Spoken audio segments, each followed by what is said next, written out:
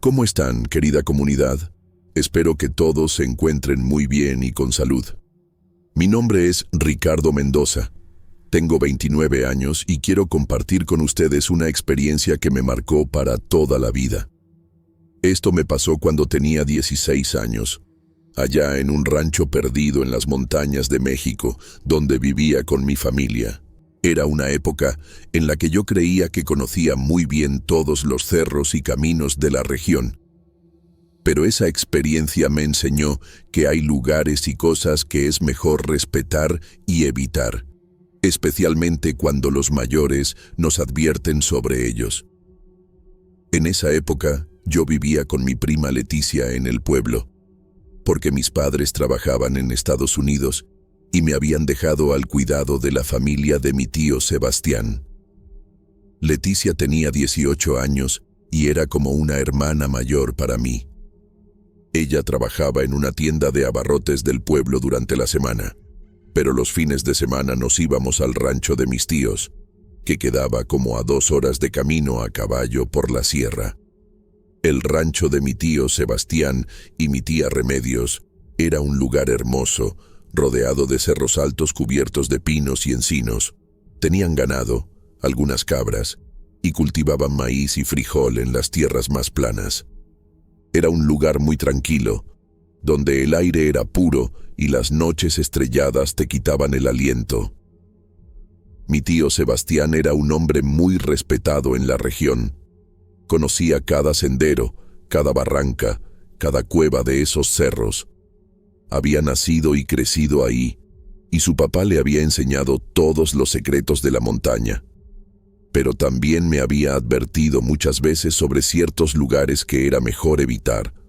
Ricardo, me decía siempre, estos cerros son muy antiguos y tienen sus misterios. Hay lugares donde es mejor no andar solo, especialmente cuando empieza a oscurecer. La gente de antes sabía respetar al monte, y por eso vivían en paz con él. Los viernes por la tarde, después de que Leticia salía del trabajo, tomábamos nuestros caballos y nos dirigíamos al rancho. Era un viaje que me encantaba, porque podía ver cómo el paisaje cambiaba del pueblo polvoriento a las montañas verdes y frescas. El sendero serpenteaba por barrancos profundos, cruzaba arroyos cristalinos y subía por laderas empinadas donde los pinos susurraban con el viento. En el rancho, mis tíos siempre nos recibían con mucho cariño.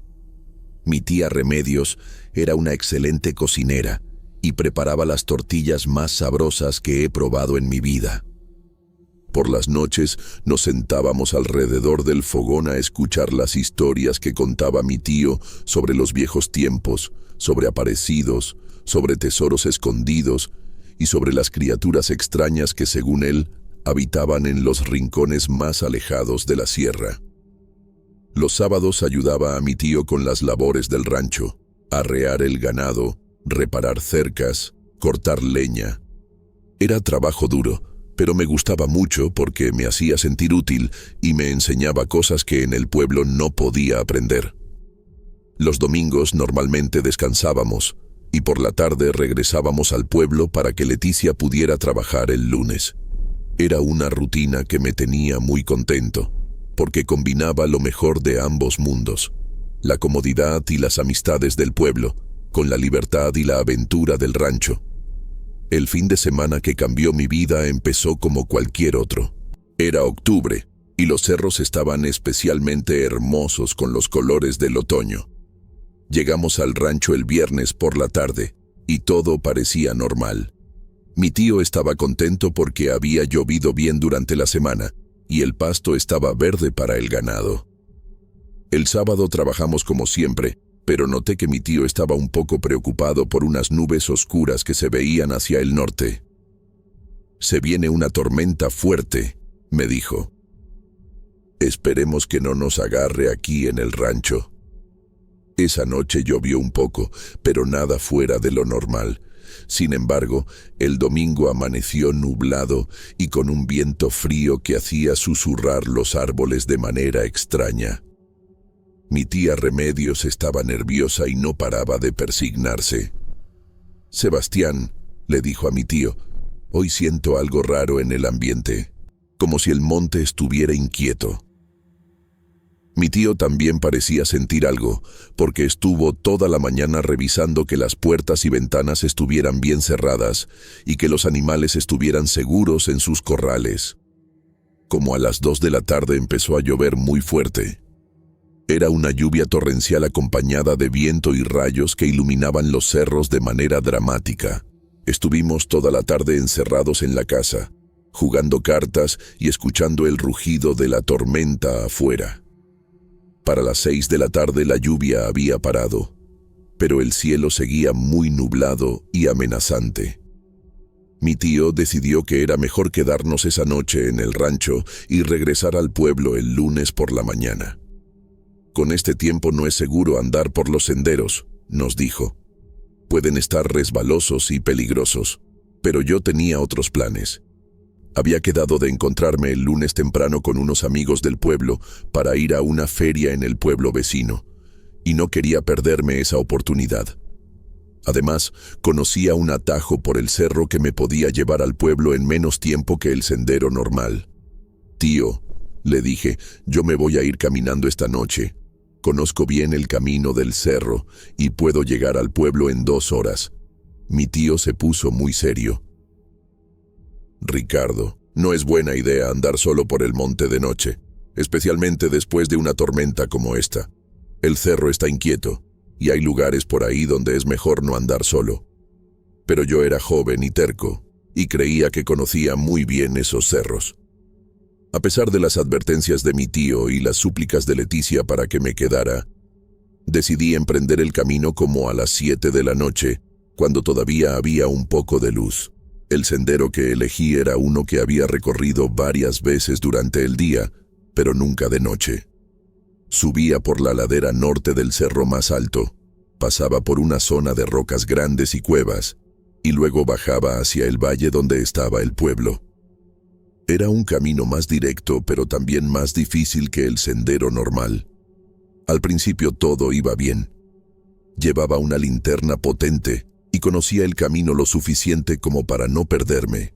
El aire estaba fresco y húmedo por la lluvia, y se escuchaban los sonidos normales del monte: búhos, grillos, el viento entre los árboles. Pero conforme fui subiendo más alto, el ambiente empezó a cambiar. Los sonidos normales del bosque se fueron apagando gradualmente hasta que quedé caminando en un silencio muy extraño. No se oía ni un grillo, ni un búho, ni siquiera el viento. Era como si todos los animales hubieran huido de esa zona.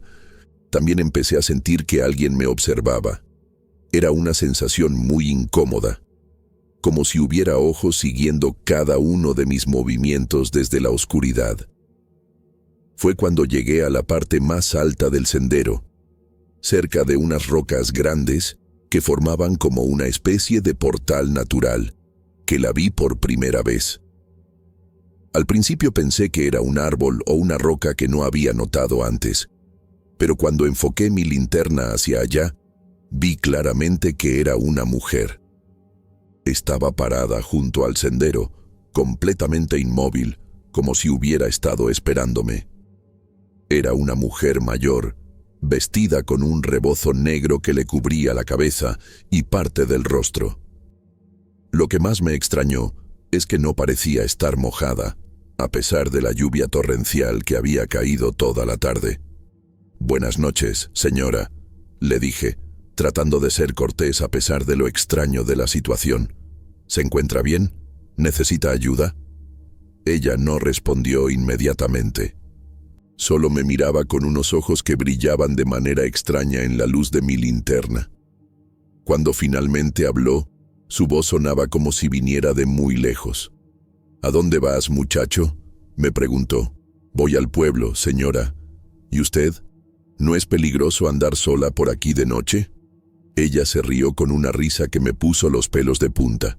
Era una risa fría, sin alegría, que resonó entre las rocas de manera muy extraña. «El pueblo», repitió ella, como si estuviera saboreando las palabras. «Sí, el pueblo está lejos, muy lejos, pero hay un camino más corto. ¿Cuál camino, señora?, le pregunté, aunque algo dentro de mí me decía que no debería estar hablando con ella. Por el río, me dijo, señalando hacia una dirección que yo sabía que no llevaba al pueblo. Por el río seco, es más rápido, mucho más rápido. Yo conocía esa zona y sabía que por ahí no había ningún río, ni seco ni con agua. Era una barranca muy profunda y peligrosa, llena de rocas sueltas y cuevas. Nadie en su sano juicio se metería por ahí, especialmente de noche. No, señora, gracias. Yo conozco bien el camino. Voy a seguir por aquí. Fue entonces cuando su actitud cambió completamente. Su rostro, que antes había estado en sombras, se iluminó con la luz de mi linterna, y lo que vi me heló la sangre. No era el rostro de una mujer normal. Tenía los ojos completamente negros, sin pupila ni iris, y su piel se veía grisácea y arrugada como si fuera muy, muy vieja.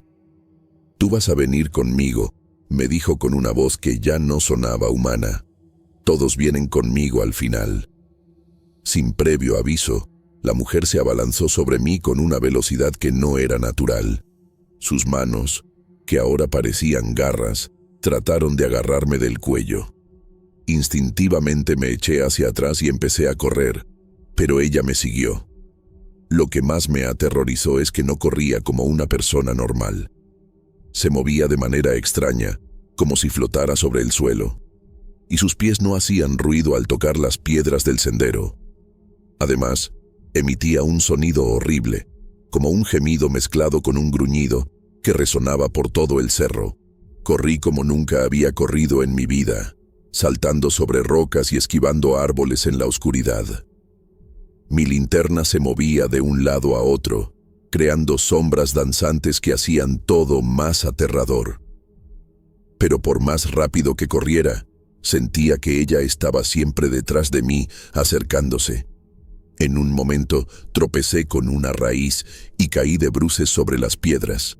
Cuando me di la vuelta para ver dónde estaba ella, la vi parada, a solo unos metros de distancia, con esos ojos negros brillando en la oscuridad y una sonrisa horrible que mostraba dientes que parecían colmillos. «No puedes escapar», me dijo. «Nadie escapa del cerro». Me levanté como pude y seguí corriendo, pero ahora ya no por el sendero, sino monte abajo, entre los árboles y las rocas, tratando de llegar a cualquier lugar donde hubiera gente o luces. Sabía que si lograba llegar al río que estaba en el fondo del valle, podría seguir su curso hasta llegar al pueblo. La bajada fue una pesadilla. En la oscuridad no podía ver bien dónde pisaba, y varias veces estuve a punto de caer por algún precipicio. Las ramas me arañaban la cara y las manos, y las piedras sueltas me hacían resbalar constantemente. Pero lo peor era que seguía sintiendo su presencia detrás de mí. A veces escuchaba su risa horrible resonando entre los árboles, otras veces sentía como si sus garras me rozaran la espalda. Era como si estuviera jugando conmigo, como si pudiera alcanzarme en cualquier momento, pero prefiriera prolongar mi terror. Después de lo que me pareció una eternidad, finalmente llegué al río. Era un arroyo pequeño, pero con suficiente agua por la lluvia de la tarde. Sin pensarlo 2 veces me metí al agua, porque había escuchado que las criaturas malignas no pueden cruzar agua corriente. Seguí el curso del arroyo durante casi 1 hora, caminando por el agua fría que me llegaba hasta las rodillas. Gradualmente empecé a escuchar sonidos normales otra vez. Grillos, ranas, el viento entre los árboles. Era como si hubiera salido de una zona maldita y hubiera regresado al mundo normal. Cuando finalmente vi las primeras luces del pueblo, me eché a llorar de alivio. Estaba empapado, lleno de rasguños, exhausto y aterrorizado, pero estaba vivo. La primera casa que encontré era la de la familia Herrera, que me conocían bien. Cuando don Aurelio Herrera abrió la puerta y me vio en ese estado, inmediatamente me hizo pasar y llamó a su esposa para que me atendiera. «Dios mío, Ricardo, ¿qué te pasó?», ¿Dónde está Leticia?, me preguntó doña Esperanza mientras me envolvía en una manta. Les conté todo lo que había pasado, pero vi en sus rostros que no me creían completamente. Pensaban que me había perdido en el monte, que había tenido algún accidente y que el miedo y la oscuridad me habían hecho imaginar cosas. Los Herrera me llevaron inmediatamente al centro de salud del pueblo, donde el doctor me revisó y curó mis heridas. Tenía varios rasguños profundos. Estaba deshidratado y en estado de shock.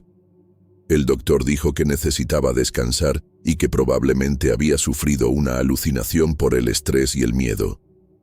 Al día siguiente llegaron mi tío Sebastián y Leticia, muy preocupados porque no había llegado al rancho. Cuando les conté mi experiencia, mi tío se puso muy serio. «Ricardo», me dijo, «tú te encontraste con la bruja del cerro. Es algo que vive en esas montañas desde hace mucho tiempo. Mi abuelo me contaba historias de ella, pero yo pensaba que eran solo leyendas.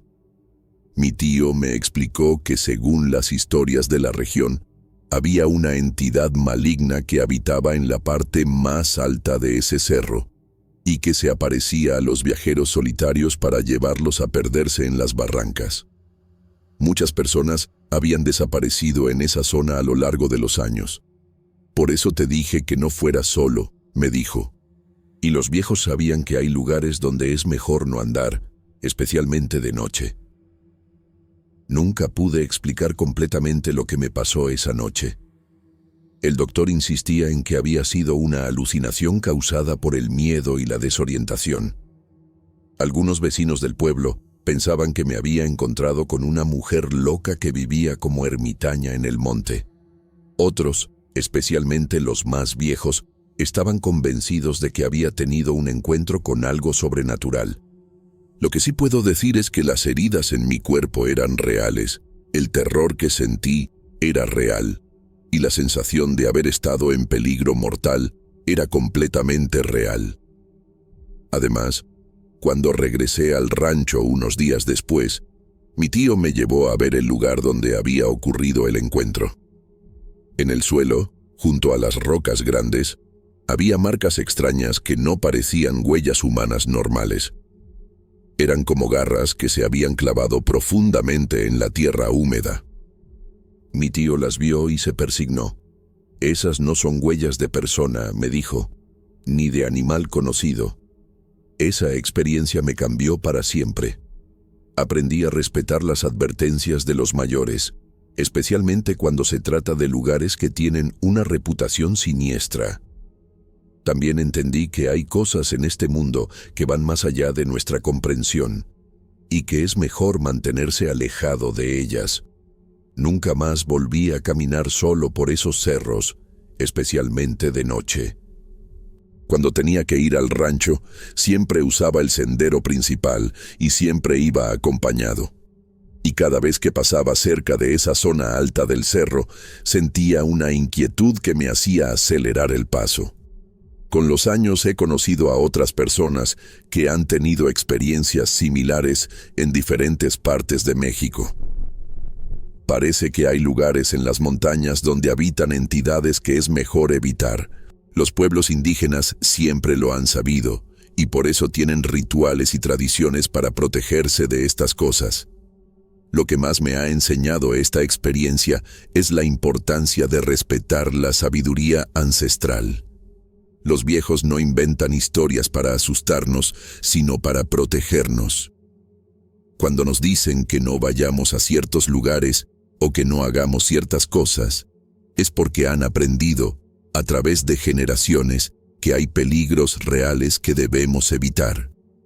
Ahora que soy adulto y tengo mis propios hijos, siempre les cuento esta historia para que entiendan que el respeto por lo desconocido no es superstición, sino sabiduría. El monte tiene sus misterios, y nosotros debemos aprender a convivir con ellos manteniendo una distancia respetuosa. Bueno, pues esa es mi experiencia con la bruja del cerro. Espero que les sirva para entender que hay cosas en este mundo que es mejor respetar y evitar. A veces, la curiosidad y la valentía pueden meternos en problemas de los que es muy difícil salir.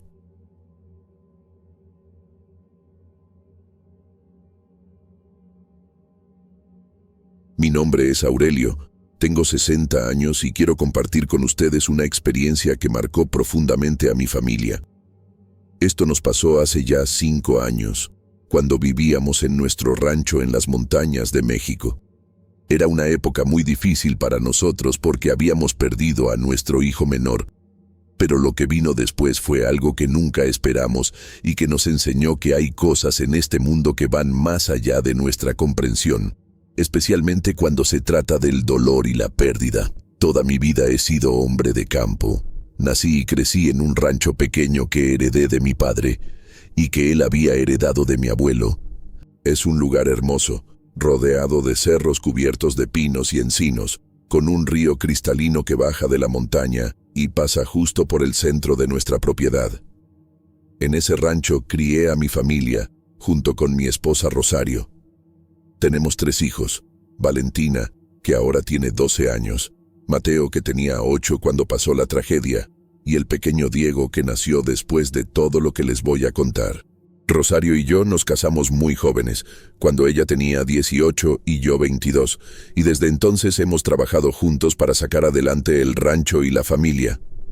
Nuestro rancho no es muy grande, pero tiene todo lo necesario para vivir bien: ganado, algunas cabras, gallinas, y cultivamos maíz, frijol y calabaza. También tenemos algunos árboles frutales que plantó mi padre: manzanos, duraznos y nogales.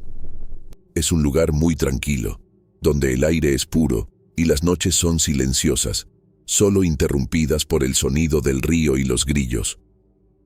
La casa donde vivíamos era la misma que construyó mi abuelo, de adobe, con techo de tejas rojas y un corredor amplio donde nos sentábamos por las tardes a ver el atardecer. Tenía 3 recámaras, una cocina grande con fogón de leña y un comedor donde toda la familia se reunía para las comidas. Antes de la tragedia, éramos una familia muy unida y feliz. Mateo era un niño muy alegre y travieso, siempre corriendo por el rancho, jugando con los animales y ayudándome con las labores del campo. Era muy inteligente y curioso, siempre haciendo preguntas sobre todo lo que veía. Valentina, siendo la mayor, cuidaba mucho a su hermanito. Eran muy unidos, siempre jugaban juntos, y ella le enseñaba las letras y los números que aprendía en la escuela del pueblo. Rosario siempre decía que Valentina tenía alma de maestra porque era muy paciente con Mateo. Los fines de semana eran especiales para nosotros. Después de terminar con las labores del rancho, nos íbamos al río a pescar truchas o simplemente a pasar el rato. Mateo había aprendido a nadar muy bien y le encantaba chapotear en las pozas más tranquilas del río. Siempre estaba bajo nuestra supervisión, porque aunque conocía bien el agua, Rosario y yo sabíamos que el río podía ser peligroso. Por las noches, después de cenar, nos sentábamos en el corredor y yo les contaba historias a los niños. Historias de cuando era pequeño, de mi padre y mi abuelo, de los animales del monte y a veces algunas leyendas que había escuchado de los viejos del pueblo. Mateo siempre se quedaba dormido en mis brazos y Valentina me pedía que le contara una historia más. Todo cambió un domingo de marzo. Era un día hermoso, soleado y cálido, perfecto para ir al río. Después del almuerzo, decidimos bajar toda la familia a pasar la tarde junto al agua. Llevamos algunas cosas para merendar y los niños llevaron sus juguetes. Mateo estaba muy emocionado porque había encontrado una rana grande cerca de la casa y quería llevarla al río para que regresara con su familia, como él decía. Era muy tierno ver cómo cuidaba a todos los animalitos que encontraba.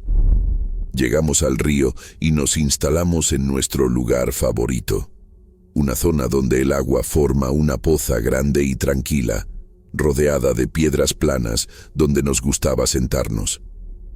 Los niños se metieron al agua inmediatamente, como siempre hacían, y Rosario y yo nos sentamos a vigilarlos mientras platicábamos. Todo estaba normal. Mateo nadaba en la poza. Valentina jugaba en la orilla con unas piedras que había encontrado, y nosotros disfrutábamos de la tarde tranquila. Pero en un momento de descuido, cuando Rosario y yo estábamos distraídos viendo a Valentina, Mateo se alejó hacia una parte del río donde la corriente era más fuerte. Cuando nos dimos cuenta, ya era demasiado tarde. Escuchamos el grito de Valentina y volteamos para ver a Mateo siendo arrastrado por la corriente. Me metí al río inmediatamente, pero la corriente era muy fuerte y no pude alcanzarlo. En pocos minutos, mi hijo había desaparecido río abajo. Los siguientes días fueron los más difíciles de nuestras vidas. Encontramos el cuerpo de Mateo 3 días después, a varios kilómetros río abajo. Toda la comunidad nos ayudó en la búsqueda y en el funeral.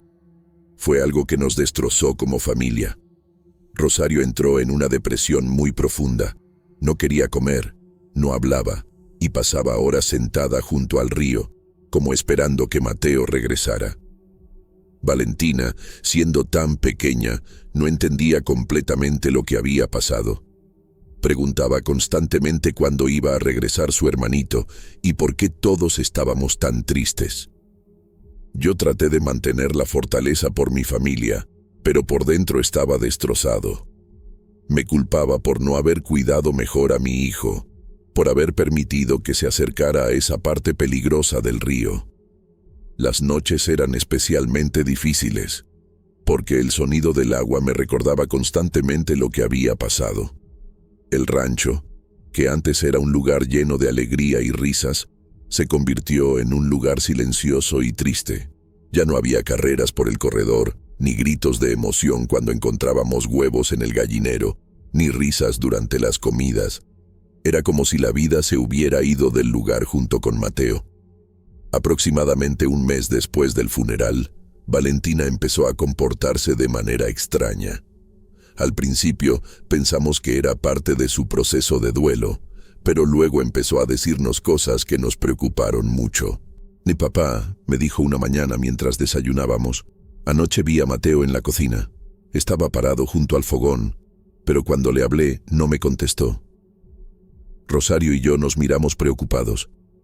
Le explicamos a Valentina que a veces, cuando extrañamos mucho a alguien, nuestra mente nos hace creer que los vemos, pero que era solo nuestra imaginación.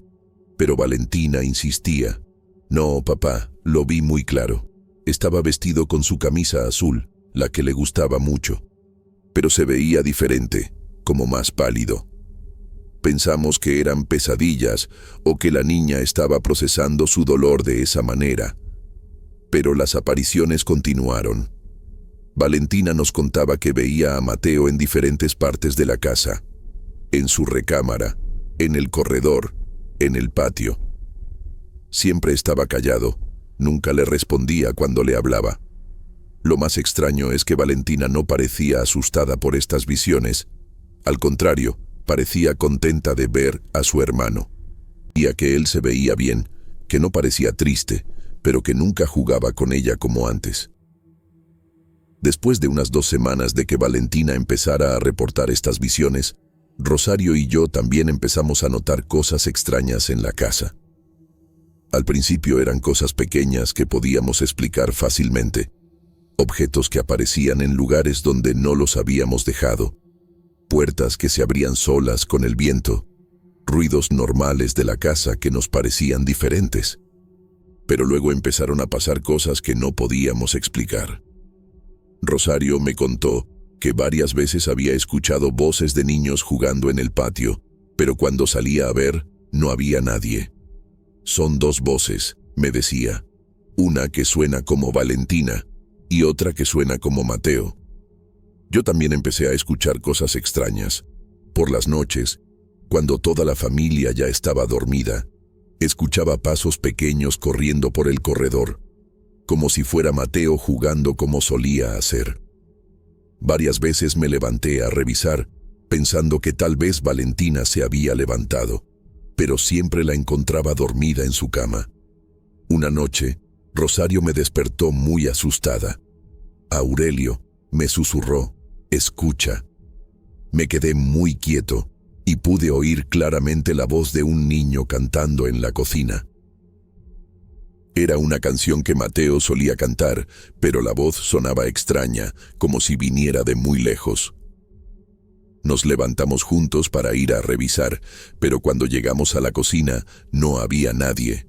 Sin embargo, el fogón estaba encendido, algo que yo estaba seguro de haber apagado antes de irme a dormir. Decidimos hablar con el padre Miguel, el sacerdote del pueblo, para pedirle consejo. Le contamos todo lo que estaba pasando, y él nos escuchó con mucha atención y seriedad. Y Aurelio nos dijo: a veces, cuando una muerte es muy traumática, especialmente la de un niño, el alma puede quedarse confundida y no encontrar el camino hacia el descanso eterno. Es posible que el espíritu de Mateo esté tratando de comunicarse con ustedes. Nos recomendó que hiciéramos algunas oraciones especiales y que mantuviéramos la casa bendecida con agua bendita. También nos sugirió que habláramos con Doña Remedios, una señora mayor del pueblo que tenía fama de entender estos asuntos espirituales. Doña Remedios vino a visitarnos y recorrió toda la casa con mucha atención. Después de su inspección, se sentó con nosotros y nos dijo algo que nos preocupó mucho. Aquí hay algo, pero no estoy segura de que sea el espíritu de su hijo, nos dijo. Hay una presencia, sí, pero se siente diferente, como si algo estuviera imitando a Mateo. Sus palabras nos llenaron de una inquietud muy profunda. ¿Qué podía estar imitando a nuestro hijo? ¿Y por qué? La respuesta a nuestras preguntas llegó de la manera más aterradora posible. Una noche, aproximadamente 2 meses después de que empezaran las apariciones, me desperté porque escuché a Valentina hablando en su recámara. Al principio pensé que estaba hablando en sueños, pero luego me di cuenta de que estaba teniendo una conversación con alguien. Me levanté silenciosamente y me acerqué a su puerta, que estaba entreabierta. Lo que vi me heló la sangre. Valentina estaba sentada en su cama, hablando con una figura que estaba parada en la esquina de la recámara. La figura tenía el tamaño y la forma general de Mateo, pero había algo terriblemente mal con ella. Se veía borrosa, como si estuviera hecha de sombra, y sus ojos brillaban con una luz que no era natural. Cuando se movía, lo hacía de manera extraña, como si no supiera bien cómo caminar. Mateo, le decía Valentina, ¿por qué no juegas conmigo como antes? ¿Por qué siempre estás tan callado? La cosa que se parecía a mi hijo volteó hacia la puerta donde yo estaba, y cuando me vio, sonrió. Pero no era la sonrisa de Mateo. Era algo horrible, una mueca que mostraba demasiados dientes, y esos ojos brillantes me miraron con una inteligencia malévola que me aterrorizó. En ese momento supe que lo que estaba en la recámara de mi hija no era mi hijo. Era algo más, algo que había tomado su apariencia para engañarnos. Sin hacer ruido, regresé a mi recámara y desperté a Rosario. Le conté en susurros lo que había visto, y aunque al principio no me creyó, cuando vio la expresión en mi rostro, entendió que algo estaba muy mal. Tenemos que sacar a Valentina de ahí, le dije, pero sin asustarla ni alertar a esa cosa. Esperamos hasta que escuchamos que Valentina se había quedado dormida, y entonces entramos silenciosamente a su recámara. La cosa ya no estaba ahí, pero podía sentir su presencia en algún lugar de la casa. Cargué a Valentina sin despertarla, y los 3 salimos de la casa en la madrugada. Nos fuimos directamente al pueblo, a la casa de mi hermana Soledad, donde llegamos como a las 5 de la mañana. Soledad se asustó mucho al vernos llegar en esas condiciones, pero cuando le expliqué lo que había pasado, inmediatamente nos recibió en su casa. No regresen al rancho, nos dijo, al menos no, hasta que sepamos qué es lo que está pasando ahí. Esa mañana, cuando Valentina despertó y se dio cuenta de que estábamos en casa de su tía, preguntó por qué habíamos salido tan temprano. Le dijimos que habíamos venido a visitar a la familia, pero ella insistía en que quería regresar al rancho porque Mateo la estaba esperando. Mi hermana Soledad, que siempre había sido muy sabia en estos asuntos, nos explicó lo que creía que estaba pasando. Según ella, cuando alguien muere de manera traumática en un lugar, especialmente un niño, esa muerte puede atraer a entidades que se alimentan del dolor y la tristeza. Lo que ustedes vieron no es Mateo, nos dijo. Es algo del monte que tomó su forma para alimentarse del dolor de su familia. Estas criaturas son muy inteligentes. Saben imitar perfectamente a los seres queridos que hemos perdido. Soledad nos contó que había escuchado historias similares de otras familias en la región. Siempre pasaba lo mismo. Después de una muerte traumática, aparecía algo que se hacía pasar por el difunto, pero que en realidad era una entidad maligna que se alimentaba del sufrimiento de los vivos. El problema, nos explicó, es que mientras más tiempo pase esa cosa en su casa, más fuerte se va a hacer. Y puede llegar a ser muy peligrosa, especialmente para Valentina, porque ella es la que más contacto ha tenido con la criatura.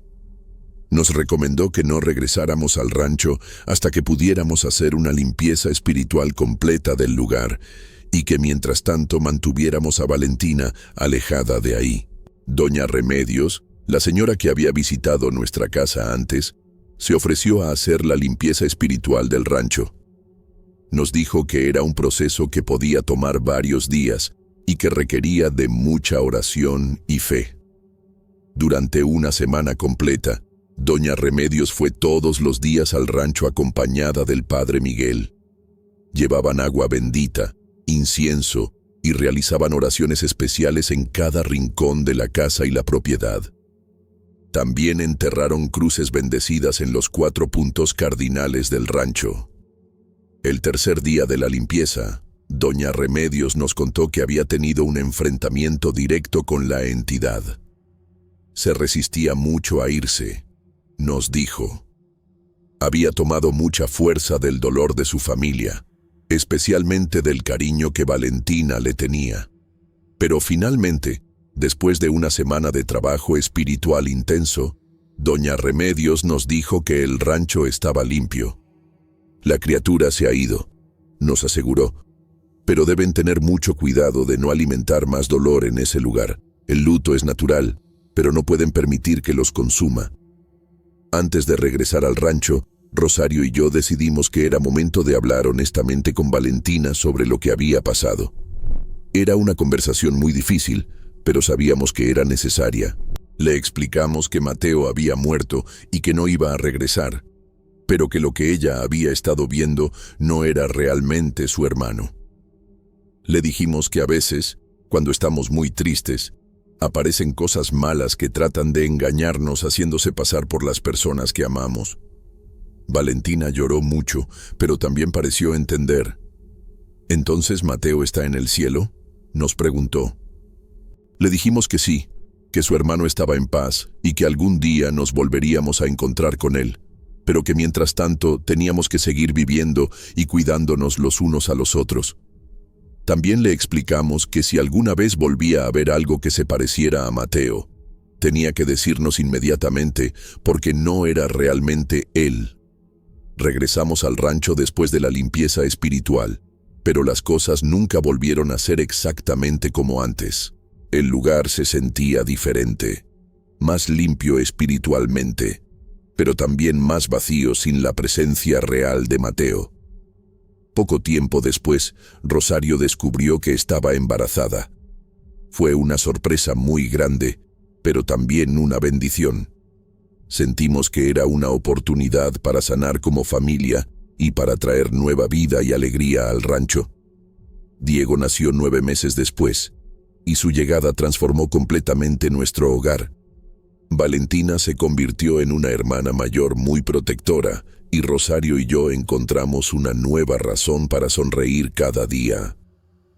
Decidimos mudarnos al pueblo cuando Diego cumplió 1 año.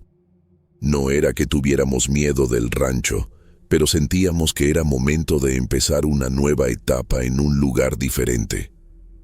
Vendimos la propiedad a una familia joven que no conocía la historia, y con ese dinero compramos una casa en el pueblo. Esta experiencia nos enseñó muchas cosas importantes sobre el luto, la pérdida y la importancia de la protección espiritual. Aprendimos que el dolor, aunque natural y necesario, puede atraer cosas que no deberían estar cerca de nuestras familias.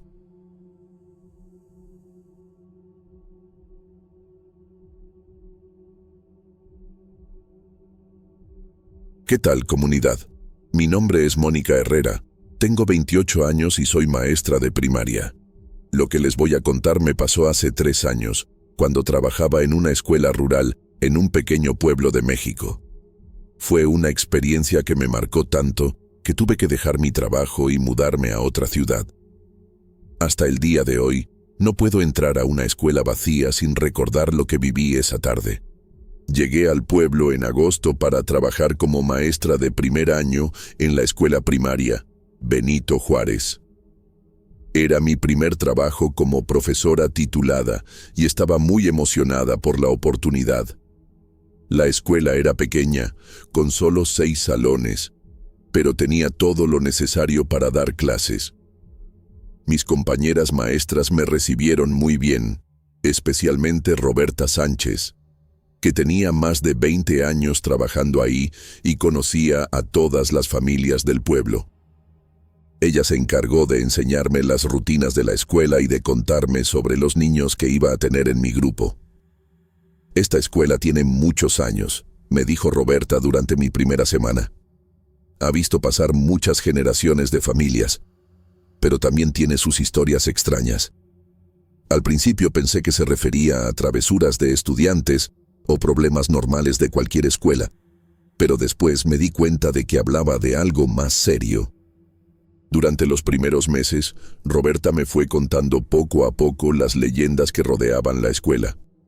Según ella, varios maestros a lo largo de los años habían reportado cosas extrañas. Voces de niños cuando la escuela estaba vacía, pasos en los corredores después del horario escolar y puertas que se abrían y cerraban solas. Hace como 10 años, me contó una tarde mientras tomábamos café en la sala de maestros. Una maestra se quedó trabajando hasta tarde y escuchó a alguien llorando en el baño de niños.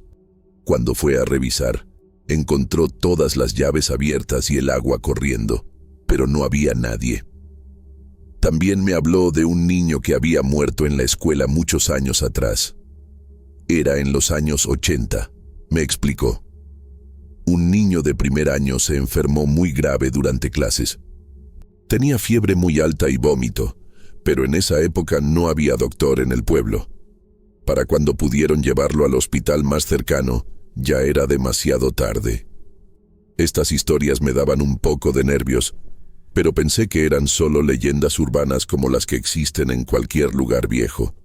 Me gustaba mucho decorar mi salón de clases.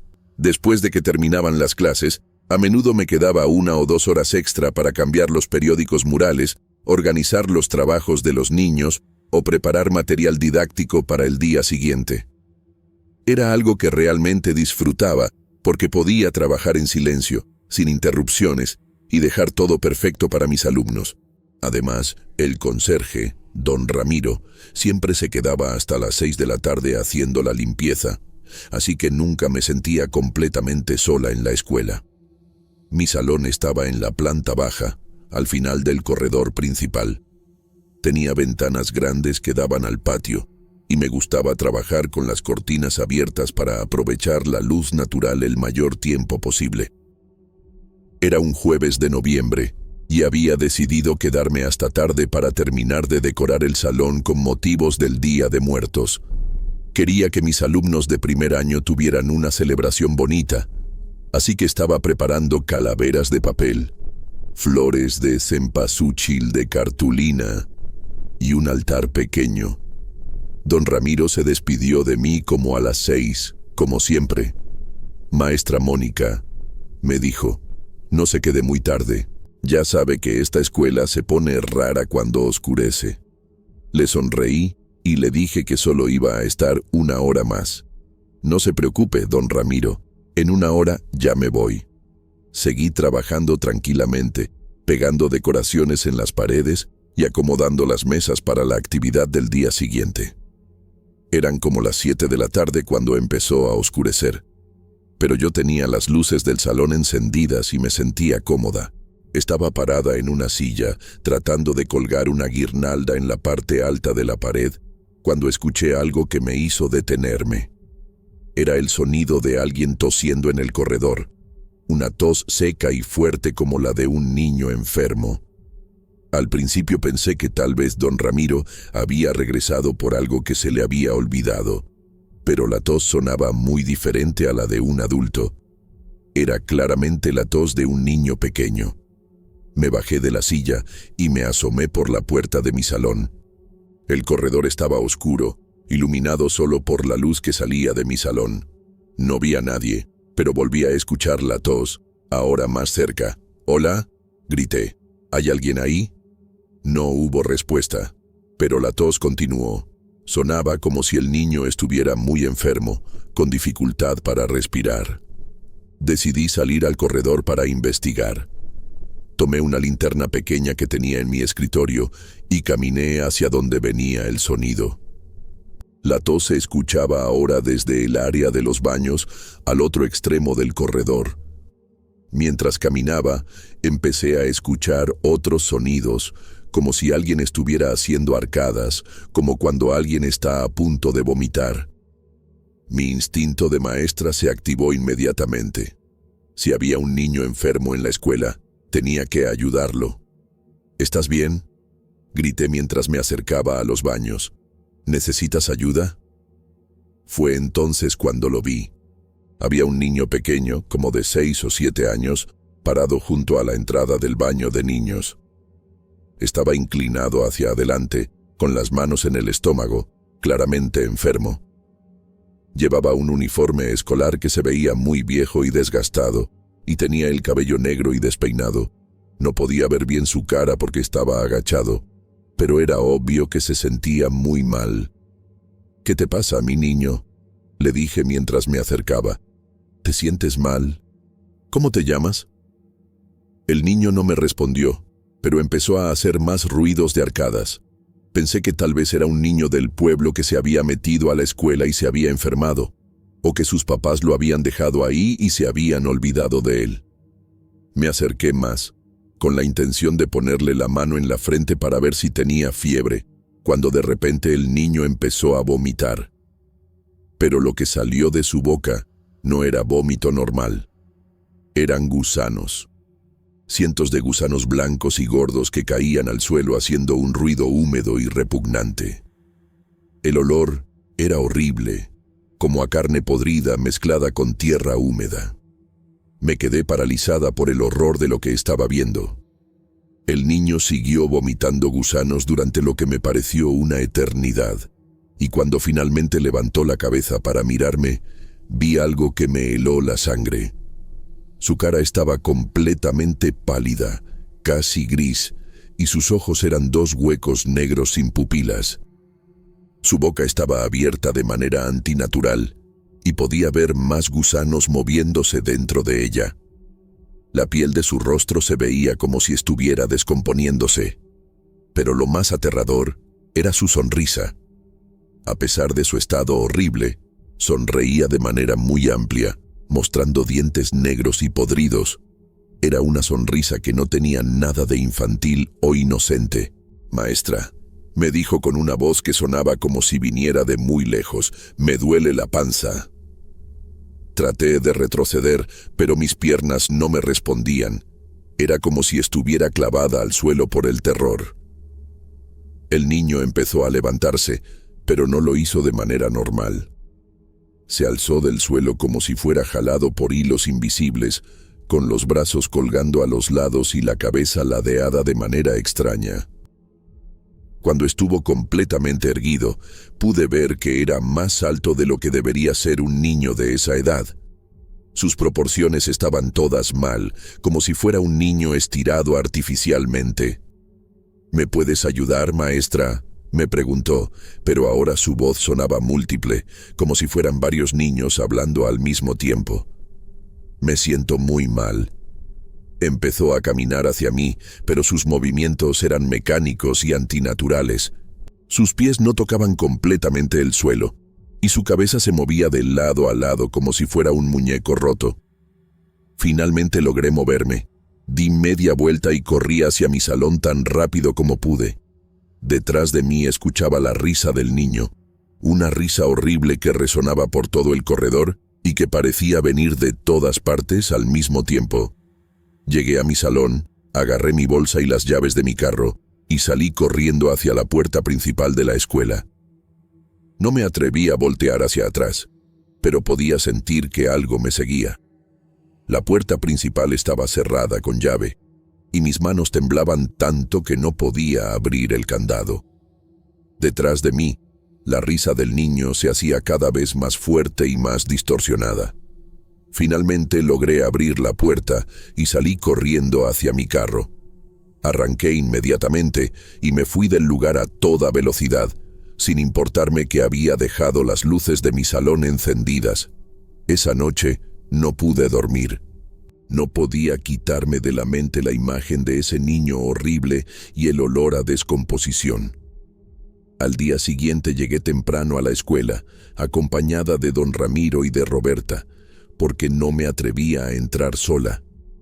Cuando llegamos al área de los baños donde había visto al niño, no había nada. El piso estaba completamente limpio, sin rastro de los gusanos que había visto la noche anterior. Tampoco había ningún olor extraño. ¿Está segura de lo que vio, maestra Mónica?, me preguntó don Ramiro. Porque yo limpié esta área ayer antes de irme y estaba todo normal. Revisamos toda la escuela, pero no encontramos evidencia de que alguien hubiera estado ahí la noche anterior. Las puertas estaban todas cerradas con llave y no había señales de que alguien se hubiera metido. Roberta me llevó aparte y me dijo: «Mónica, creo que viste al niño del que te hablé, el que murió aquí hace años. Varios maestros lo han visto, pero nunca tan claramente como tú lo describes». Después de esa experiencia, no pude seguir trabajando normalmente. Cada vez que me quedaba sola en mi salón, escuchaba ruidos extraños. Por las noches tenía pesadillas horribles donde veía al niño parado junto a mi cama, sonriéndome con esa sonrisa terrible. Traté de continuar con mis clases, pero estaba constantemente nerviosa y asustada. Mis alumnos notaron el cambio en mi comportamiento, y algunos padres de familia empezaron a preguntar si me encontraba bien. No podía concentrarme en las clases, y cada ruido en el corredor me hacía saltar del susto. Dejé de quedarme después del horario escolar, y siempre me aseguraba de salir de la escuela junto con otros maestros. Al final del ciclo escolar, decidí no renovar mi contrato. No podía seguir trabajando en un lugar donde había vivido algo tan aterrador. Le expliqué a la directora que tenía que mudarme por motivos familiares, pero la verdad era que no podía soportar estar ahí ni un día más. Roberta entendió mi decisión. «No eres la primera maestra que se va por esto», me dijo. «Ese niño no descansa en paz y no creo que lo haga nunca». Me mudé a otra ciudad y conseguí trabajo en una escuela urbana más grande. Han pasado 3 años desde entonces, y aunque he logrado seguir con mi carrera como maestra, nunca he podido olvidar completamente lo que vi esa noche.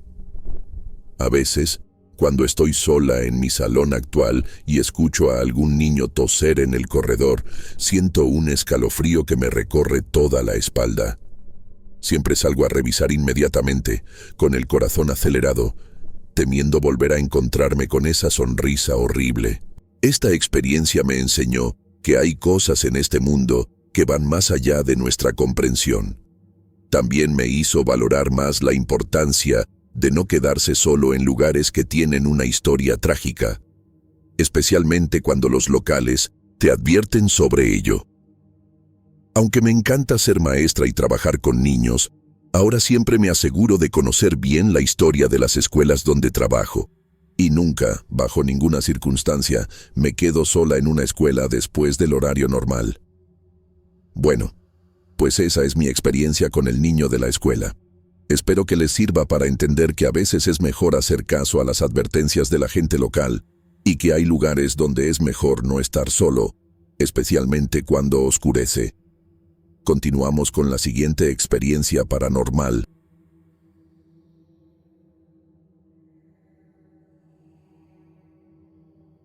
Mi nombre es Esteban Morales. Tengo 41 años y trabajo como capataz en el Rancho San Rafael, una propiedad grande dedicada principalmente al cultivo de maíz y sorgo aquí en México. Llevo más de 15 años trabajando en este rancho y creía que había visto de todo en el campo.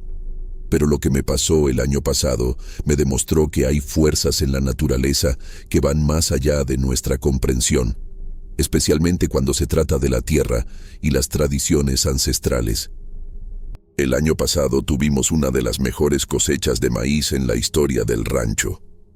Fue algo extraordinario porque habíamos tenido una sequía muy fuerte los años anteriores, y nadie esperaba que la tierra produjera tanto. Pero las lluvias llegaron en el momento perfecto, y el maíz creció como nunca antes lo había visto. Don Patricio, el dueño del rancho, estaba muy contento. «Esteban», me dijo, «esta cosecha nos va a sacar de todos los problemas económicos que hemos tenido. Tenemos que cuidar muy bien este grano».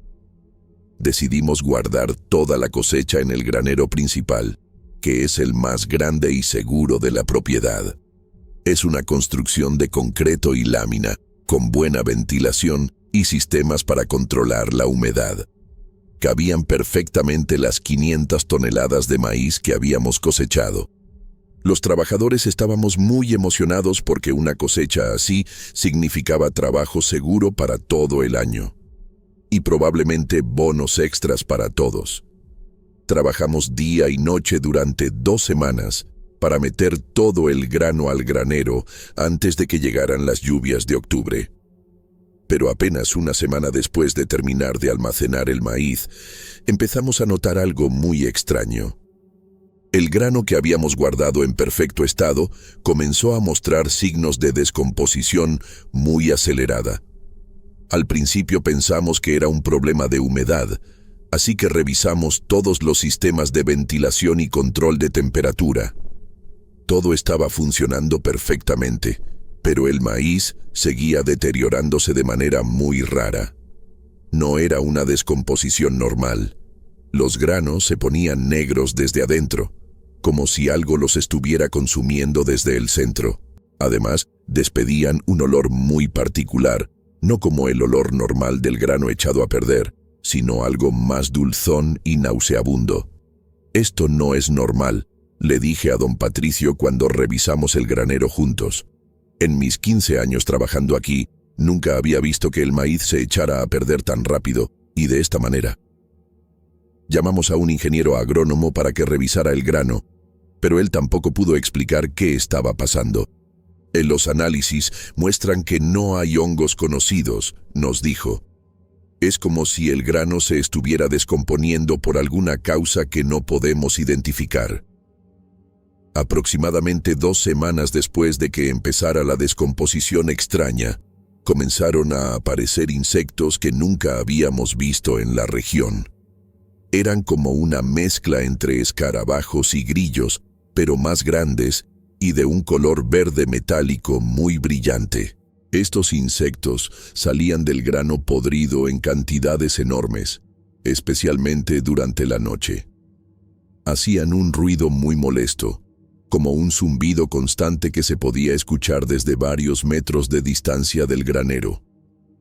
Lo más extraño es que estos bichos no se comportaban como insectos normales. Se movían en formaciones muy organizadas, como si tuvieran una inteligencia colectiva. Y cuando alguien se acercaba al granero, todos se quedaban completamente quietos y en silencio, como si estuvieran observando. Trajimos a un entomólogo de la universidad para que los identificara, pero él se quedó muy confundido. Estos insectos no corresponden a ninguna especie conocida en México, nos dijo, como si fueran una mutación o una especie completamente nueva. Los insectos empezaron a extenderse por otras áreas del rancho, pero siempre mantenían su base en el granero principal. Era como si ese lugar fuera su centro de operaciones. Después de un mes de tener estos problemas con el grano y los insectos, los trabajadores que pasaban más tiempo cerca del granero empezaron a reportar cosas muy extrañas. Decían que veían sombras moviéndose entre los montones de maíz y que escuchaban voces susurrando en idiomas que no podían entender. Al principio pensé que era el estrés de la situación, pero luego yo mismo empecé a experimentar cosas raras. Cuando entraba al granero para revisar el estado del grano, a veces veía figuras humanas paradas entre las montañas de maíz, pero cuando me acercaba a investigar, no había nadie. También empecé a tener sueños muy vívidos, donde veía campos de maíz gigantes que se extendían hasta el horizonte, pero las plantas estaban todas negras y podridas. En estos sueños, escuchaba cantos en una lengua antigua que no conocía, pero que de alguna manera entendía que hablaban sobre la tierra y las cosechas. El doctor del pueblo nos dijo que probablemente estábamos inhalando esporas tóxicas del grano podrido y que eso podía causar alucinaciones. Nos recomendó usar mascarillas cuando entráramos al granero, pero las visiones continuaron. Fue don Aurelio, el trabajador más viejo del rancho, quien nos dio la primera pista sobre lo que realmente estaba pasando. Él había trabajado en esas tierras durante más de 40 años y conocía muchas historias sobre la región. Esteban, me dijo una tarde mientras tomábamos café, yo creo que el problema no es con el maíz, sino con la tierra donde lo sembramos. Esa parcela donde tuvimos la cosecha tan buena tiene una historia muy fea. Me contó que según los viejos del pueblo, en esa área había habido un cementerio indígena muy antiguo. Cuando don Patricio compró el rancho hace 20 años, me explicó, mandó quitar todas las piedras y montículos que había ahí para poder sembrar. Pero esas no eran piedras normales, eran tumbas muy viejas. Don Aurelio creía que al profanar esas tumbas para hacer la siembra, habíamos despertado algo que había estado dormido durante siglos. La tierra está enojada, me dijo. Por eso nos dio una cosecha tan buena al principio, para después castigarnos. Conforme pasaron las semanas, más trabajadores empezaron a enfermarse de manera extraña. No era una enfermedad normal, sino algo que afectaba tanto el cuerpo como la mente. Los síntomas empezaban con dolores de cabeza muy fuertes y náuseas constantes. Después venían las alucinaciones, pero no solo visuales, sino también auditivas y táctiles. Los trabajadores decían que sentían como si insectos les caminaran por la piel, aunque no había nada ahí. 3 de mis mejores trabajadores tuvieron que ser hospitalizados porque empezaron a comportarse de manera muy agresiva y violenta. Uno de ellos, Joaquín, que siempre había sido muy tranquilo, trató de atacar a su propia familia porque decía que no eran reales, que eran imitaciones hechas de maíz podrido. Los doctores no podían explicar qué les estaba pasando. Los análisis de sangre salían normales, pero los síntomas empeoraban cada día. Era como si algo estuviera consumiendo su cordura desde adentro. Decidí investigar por mi cuenta la historia de esas tierras. Fui a hablar con los ancianos del pueblo más cercano, especialmente con aquellos que conocían las tradiciones y leyendas de la región. Doña María, una señora de 85 años que había nacido en el pueblo, me contó una historia que me heló la sangre. Según ella, en esa área había habido un templo dedicado a una deidad prehispánica relacionada con la agricultura y las cosechas.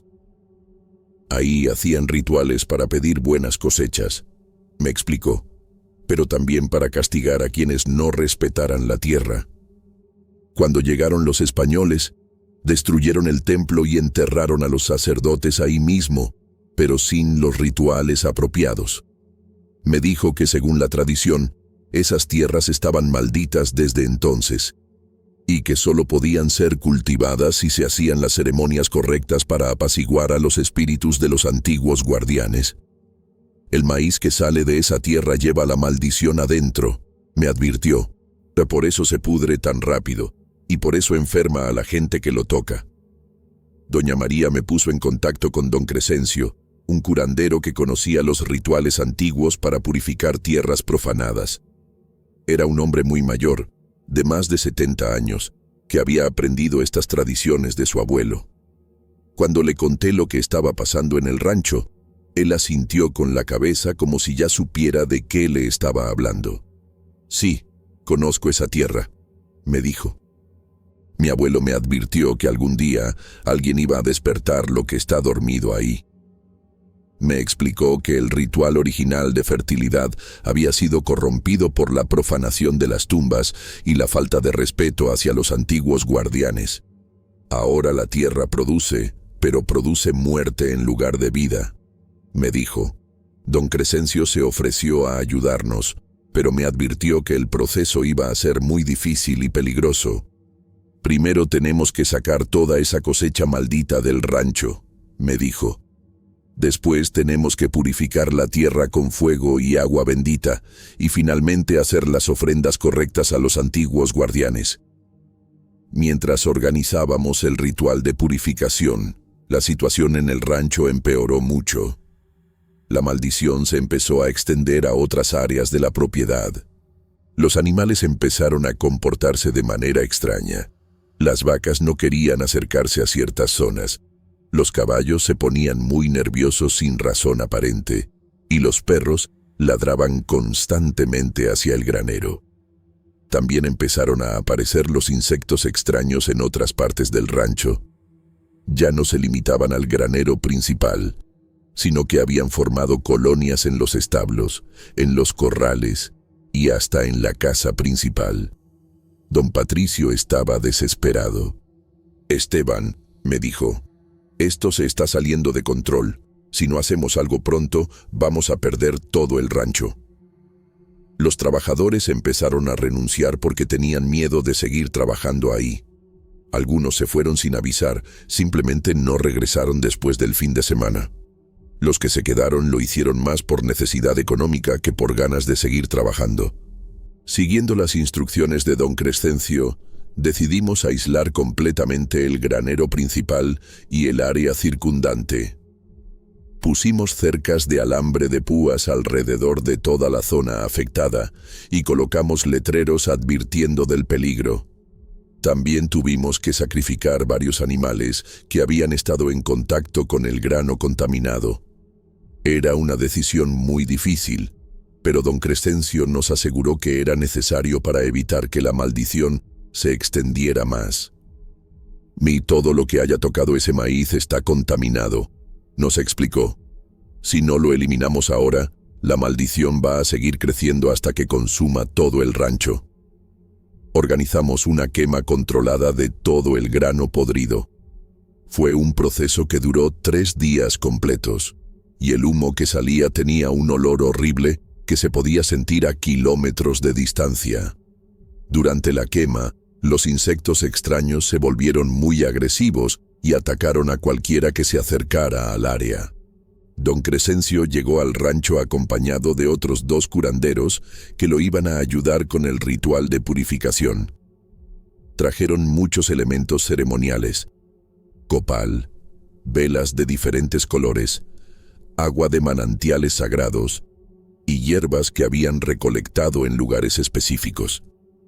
Este ritual no se había hecho en más de 100 años, me explicó don Crescencio. Vamos a tener que reconstruir la ceremonia basándonos en lo que recordamos de las tradiciones antiguas. El ritual iba a durar 4 días completos, 1 por cada punto cardinal. Durante este tiempo, nadie podía entrar al área afectada, excepto los curanderos, y todos los trabajadores tenían que mantenerse alejados de la zona. La primera noche del ritual fue muy intensa. Se escuchaban cantos en lenguas antiguas y se veían luces extrañas moviéndose por el área donde había estado el granero. Los curanderos dijeron que era normal, que los espíritus antiguos estaban respondiendo a las ceremonias. El proceso de purificación fue muy complejo y agotador. Los curanderos trabajaron día y noche, haciendo ofrendas, quemando hierbas sagradas y realizando danzas rituales en puntos específicos del terreno. Durante el segundo día, algo muy extraño pasó. Todos los insectos verdes que habían estado plagando el rancho simplemente desaparecieron. No los vimos morir ni irse volando. Simplemente ya no estaban. Era como si se hubieran desvanecido en el aire. El tercer día, la tierra misma empezó a cambiar. El área que había estado negra y estéril comenzó a mostrar signos de vida nueva. Brotaron pequeñas plantas silvestres que no habíamos visto antes, y el olor a descomposición fue reemplazado por un aroma fresco y limpio. Don Crescencio me explicó que los antiguos guardianes habían aceptado las ofrendas y habían perdonado la profanación. La tierra está sanando, me dijo, pero va a tomar tiempo antes de que podamos sembrar ahí otra vez.